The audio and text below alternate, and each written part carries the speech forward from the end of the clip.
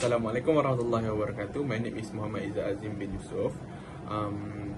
So for the thing that I learned in this class is the importance of time management, and the thing that I love the most is Doctor always emphasize the importance of reading those statistics and reports. My name is FARHANA ZULAIKHA. What I like about this course is I got to learn about Malaysia history, and I also learned how to search data from Department of Statistics Malaysia DOSM. Assalamualaikum, I'm KAMILIA. This subject has allowed me to venture the economics world beyond than what's written in textbooks and has allowed me to fully utilize my capability of connecting patterns between events before presenting a concise conclusion. Hi, I am ZAHARA. I like this course because it taught me a lot about the transformation of Malaysia in a lot of economical sectors, also regarding the management that had been organized by the government. I'm ELIYA SHAHIDA BINTI and I like this course because the lecturer go in depth on each topic that he teach. Assalamualaikum warahmatullahi wabarakatuh. My name is Muhammad Daniel bin KHALID. The thing that I like about the Malaysian economic class is the part where all the group need to present about their topic, and from there I can learn many things about Malaysian economics such as FTA and anything else. And the part that I like about Malaysian economic is where my lecturer can explain an complicated topic in an easy way for me to understand. Thank you. Hi, my name is Lim Chuni. My metric number is A183773. I am happy to learn in this course because it helped me to learn more about the additional knowledge, which is not only on book text. Besides that, I also learn more about the state of the country economy. My name is Sarah. I like this course because I can learn the development and transformation of economics Malaysia from the pre-colonization period until the current period, and also the exposure of DOSM, which amazed me. Assalamualaikum. Hi, my name is Nurhanisa binti Muhammad Razali. I like this course because it exposed me how to get statistics, national and international course right away. Also, I get to know about DOSM. Hi and Assalamualaikum. My name is KHAYRIN FARZANA binti FAZLI, matrix number A182937. What I like most about this course is how Dr. Shukri teaches us and explains everything very clearly to us. He taught us how to get our data, how to analyze our data, and how to relate everything back to the subject that we learn. He prepares us well for the real-world economics and for our future careers. So, how COVID spread in Malaysia? The first cases in Malaysia were confirmed among travellers from China in Johor via Singapore on 25th January 2020. While the outbreak was initially limited to a few imported cases, several local clusters emerged in March 2020. The first smaller wave, with a total of 22 cases, were reported from 24th January to 15th February 2020. Most of the COVID-19 cases in the first wave were imported cases who have travelled to affected countries such as China. The second wave, which started from 27 February 2020, involved massive local transmission among individuals. These cases is a person who attend a 4-day religious event at the Sri Petaling Mosque from 27 February 2020 to 1st March 2020. Sri Petaling cluster became the largest COVID-19 cluster in Malaysia, branching into many other subclusters, more than 3,317 cases. So, with the spike of COVID-19 cases, there were several actions taken by the government. Prime Minister Muhyiddin Yassin imposed a nationwide lockdown known as the Movement Control Order (MCO), which came into effect on 18 March 2020. The MCO was originally to be ended on 31st March 2020 but has been extended. Stricter travel restrictions were implemented. Citizens are not allowed to go out from their house. Government restricting travel for food, daily necessities and healthcare to only within a radius of not more than 10 kilometers from a person's residence, and such travel was restricted to only one person at a time, unless reasonably necessary to be accompanied by another person. Those who were involved in supplying essential service were allowed to travel from their residence to their workplaces. However, they were required to produce an authorization letter from their employers, if so required by the police officer on duty. During this extended movement control order, the government allowed those who were involved in providing infrastructure-related services to carry out work if such services were necessary for the supply of essential services. That's all from me. Thank you.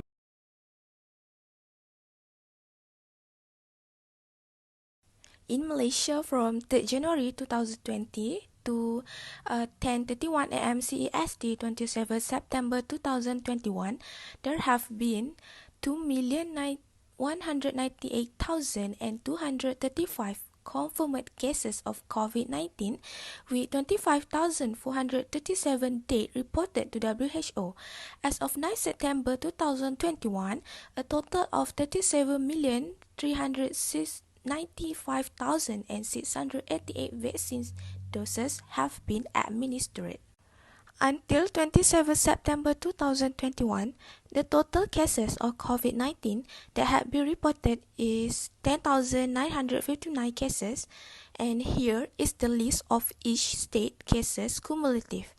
The highest total cases are from Sarawak, which is 2,223 cases, followed by Johor by 1,226 cases. Government at all levels have reacted quickly, applying a place-based approach to policy responses and implementing national and subnational measures in response to the COVID-19 crisis. All the measures taken by government in order to help to increase social distancing and slow down the transmission rate of the virus. Based recovery plan that is developed to steer Malaysia out of the pandemic. Various government assistance are given as an effort to ensure the well-being of the society. Now, I will explain about the phases of MCO and corresponding restrictions. The government has implemented several SOPs such as MCO, CMCO, RMCO, and also EMCO through 18 March until today. On 18 March 2020, Prime Minister Muhyiddin Yassin made an official speech and officially promulgated the Movement Control Order under the Prevention and Control Infectious Disease Act 1988 and the Police Act 1967. The MCO period maintained until 12 May and turned into CMCO from 30 May to 9 June, RMCO from 10 June to 31 December, and the rest is EMCO.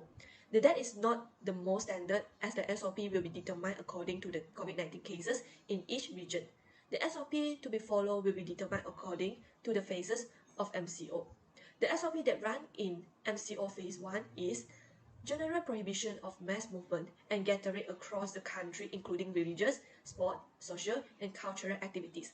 To enforce this prohibition, all houses of worship and business premises will be closed, except for supermarket, public market, grocery store and convenience store selling everyday necessities. Specifically for Muslims, the adjournment of all religious activity in mosques, including Friday prayers, will be in line with the decision made on 15 March 2020 by the Special Muzakara meeting of the National Council for Islamic Affairs. Second, sanction covering all Malaysian travelling abroad. For those who have just returned from overseas, they will be required to undergo a health check and a 14-day quarantine. Third, restriction on the entry of all tourists and foreign visitors into the country. Besides that, closure of all kindergartens, government and primary school, including daily school, boarding school, international school, and also closure of all government and primary premises except those involved in essential service. Besides that, people only can go out for essential movement only, and only one person can go out at one time. This was the SOP that ran in MCO Phases 1. Next, I will explain the impact of COVID-19 on the Malaysian economy. During the first movement control order that began in March 2020, the Malaysian economy lost about 2.4 billion on average a day. About 2.8 million high-risk informal workers lose their job, while the economy plugged by 17.2% year-on-year in the second quarter of 2020. The first MCO lasted for 47 days or nearly 7 weeks. The immediate assessment of the impact from the lockdown through is nonetheless seen as steep and could range about 2.4 billion a day according to economists. The Alien Bank chief economist Mano Karan Mohd also warned that more business, especially the small and medium enterprise, could be closed down for good this year as compared with the aftermath of the first MCO. From March to September 2020, over 32,000 SMEs have started. Based on the Entrepreneurship Development and Cooperative Ministry written reply to the Parliament. Most of these companies were micro-SMEs that have annual sales of less than 300,000 ringgit or less than 5 full-time employees. The first MCO has also impacted the tourist industry, suffering losses of 45 million ringgit in tourist expenditure. The consequences have put enormous pressure on the country economies. Prihatin was announced on 27 February of 2020 and it cost 250 billion ringgit, which consists of three main goals. The first goal of Prihatin was protecting rakyat, which consists of curbing the COVID-19 outbreak, bantuan Prihatin Nasional, assistance to vulnerable group through NGO, withdrawal from EPF account 2, assisting to students at higher learning institution, moratorium on loan repayment for 6 months. Besides that, there are also rental exemption on PPR and perumahan awam, TNB discount, free internet and widen the coverage, suspension on insurance premium, widen the scope of My Salam coverage, and assistance to civil servant and pensioners. Last but not least, there are also wage subsidy program, private retirement scheme, cash allowance to e-hailing drivers, and food security. The second goal was to support business, which include special additional assistance for SMEs and micro entrepreneurs, increasing cash flow of employees, guarantee scheme, and 6-month loan moratorium. The third goal was strengthening the economy, which include implementation of small project and expedite infrastructure project. The stimulus package also left no one behind, as B40, M40, SMEs, economic activities, and others are also included in this package. And the main highlight of this package is Bantuan Prihatin Nasional, wage subsidy program, additional fund for SMEs, loan moratorium, assistance to students at higher learning institution, curb COVID-19, withdrawal from APF account 2, Dana Jamin corporate guarantee scheme, small projects, and electricity bill discount. The second economic measures taken by the government was Penjana or Pelan Jana Semula Ekonomi, the National Economic Recovery Plan.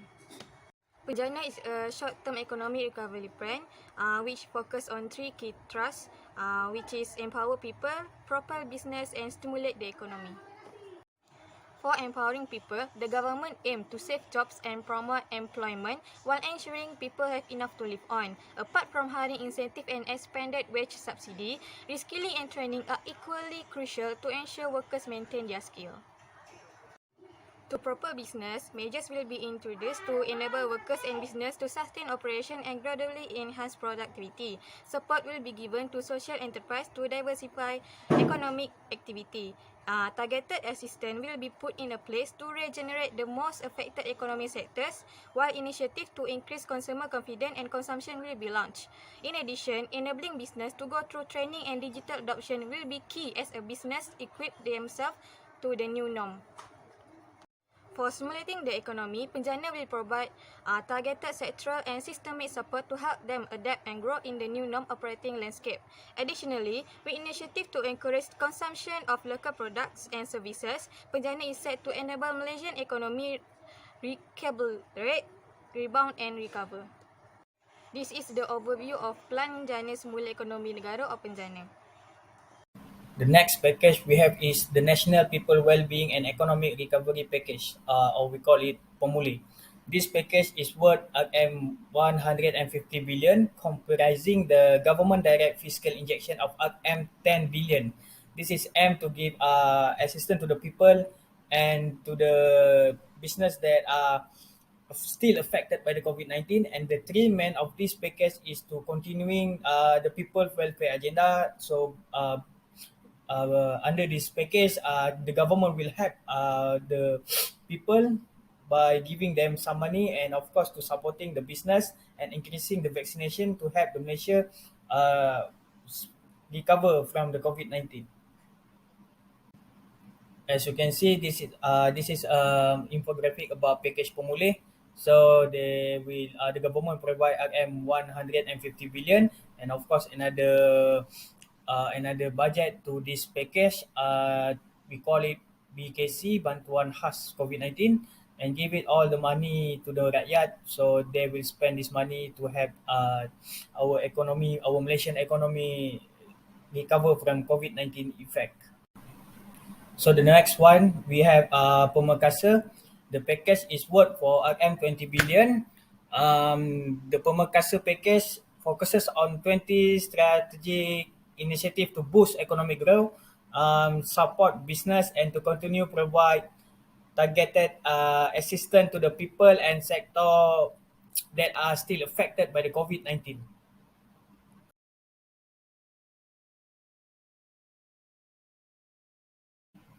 So on May 31 May 2021, the government has rolled out a huge RM40 billion financial aid package known as Pemerkasa Plus. So this financial aid package of course try to help all the Malaysians that affected by the full movement control order that apply on Malaysia start from 1 June 2021. And the three main goal or objective of this Pemerkasa Plus package are: first, enhancing public health capacity; second, continuing the Prihatin Rakyat agenda; and lastly, supporting the businesses continuity. So this is infographic about Pemerkasa Plus package. They have 12 initiatives and 3 objectives from the package. The government are trying to help the people and all the sector that are affected by the COVID-19. So the next stimulus package we have is PERMAI, which is Perlindungan Ekonomi dan Rakyat Malaysia. So this package is valued at RM50 billion. This is the 5th economic stimulus package introduced by the Malaysian government since the outbreak of the COVID-19 Malaysian pandemic. So this PERMAI package have 3 main objectives. The first one is combating the COVID-19 outbreak. The second one is safeguarding the rakyat welfare. And the last one to supporting business continuity. So this is all info about PERMAI package. Under this PERMAI package, the government have 3 main objectives. The first one is to combating the COVID-19 outbreak. As you can see, the government put M1 billion additional supply for frontliners. Another one is to supporting business continuity. The government continue to the wage subsidy program 3.0 and give more 1 billion ringgit. And the next one is to safeguarding the welfare of the people. The government trying continue with the food basket program. So this is all the package PERMAI have, and as you can see, the government are trying hard to help all the people who are in need and to revive the Malaysian economy from COVID-19 effect.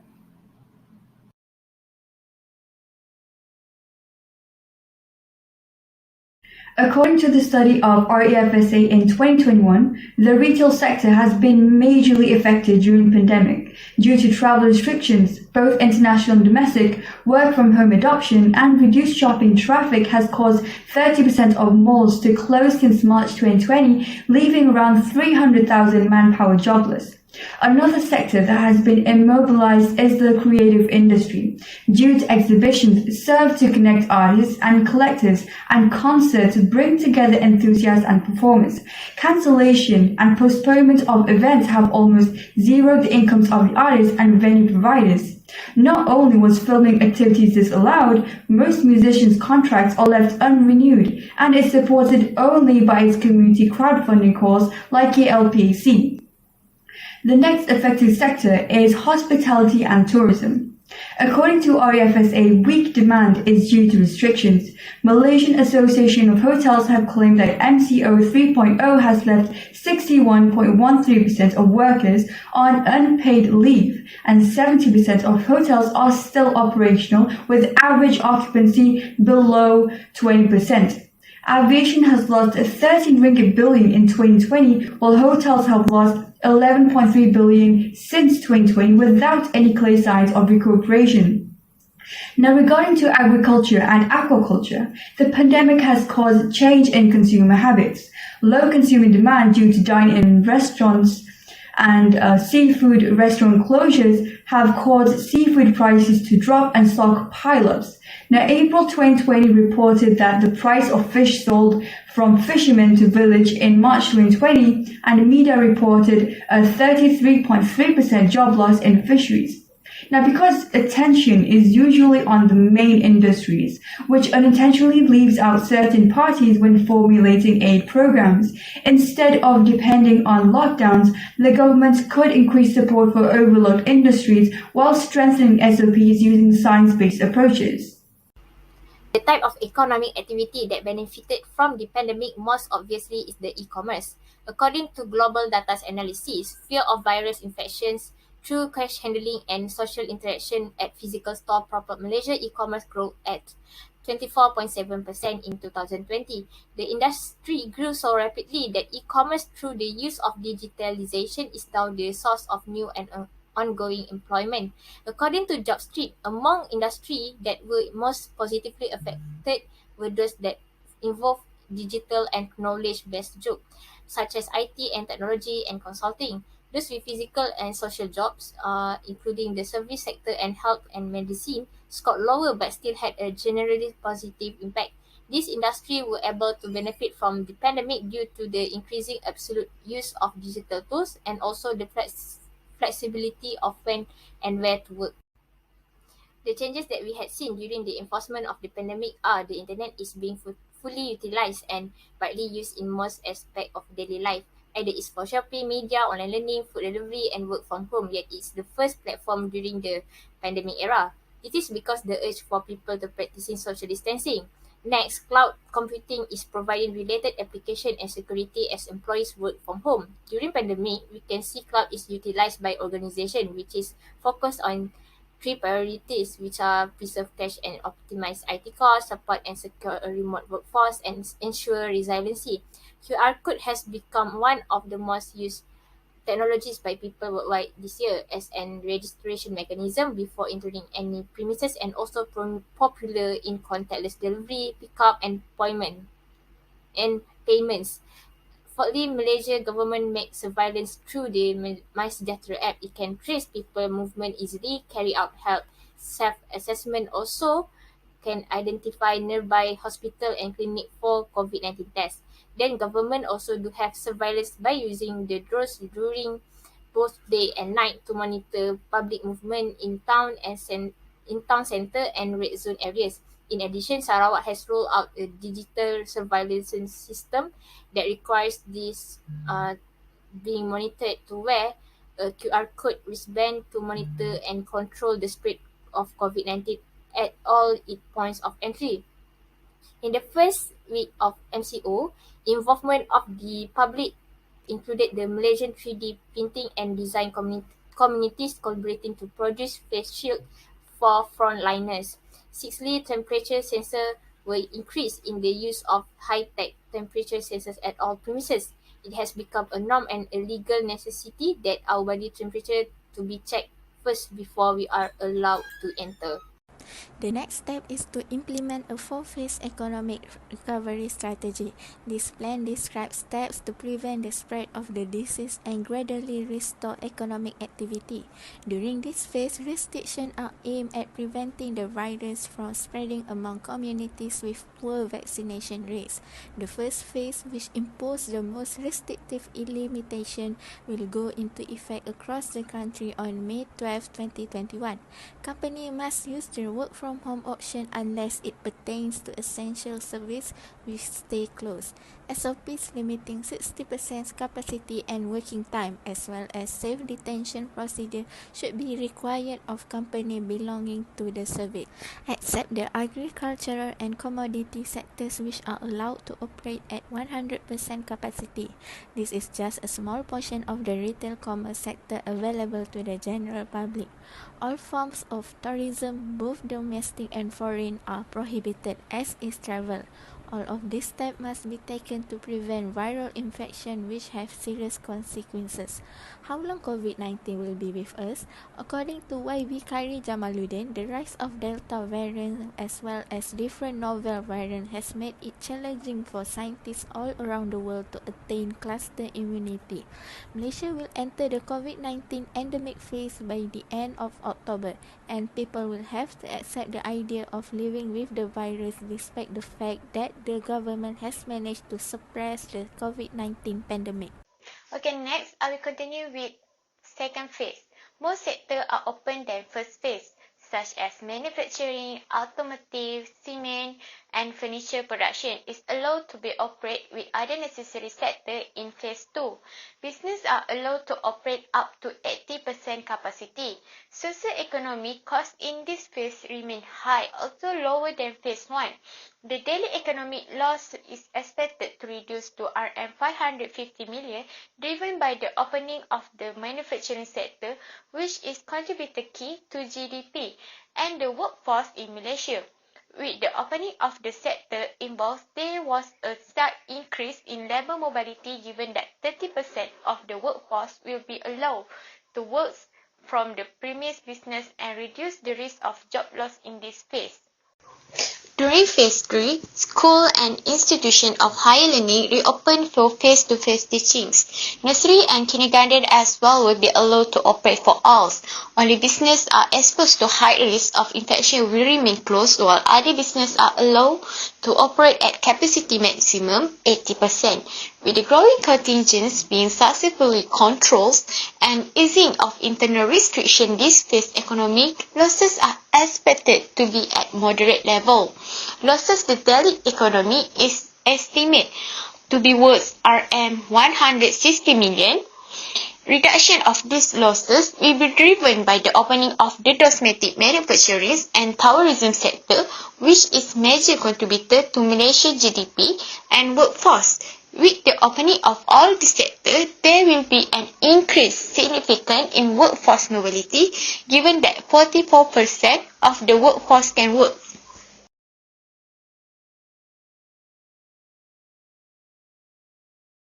Will Malaysia succeed?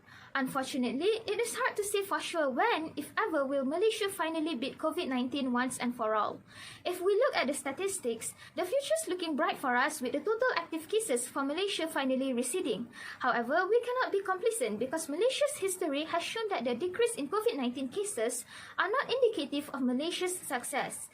In at least 2 separate occasions, the decrease only preceded a steeper rise of cases. Please take a look at the graph prepared, such as after the worst of COVID-19 in April 2020, where in April 6 it was recorded 7.4 active cases per 100,000 population. The total of active cases decreased in May, June, and July, where it was only recorded 0.2 active cases per 100,000 population, before it recorded a slight increase in August and then September.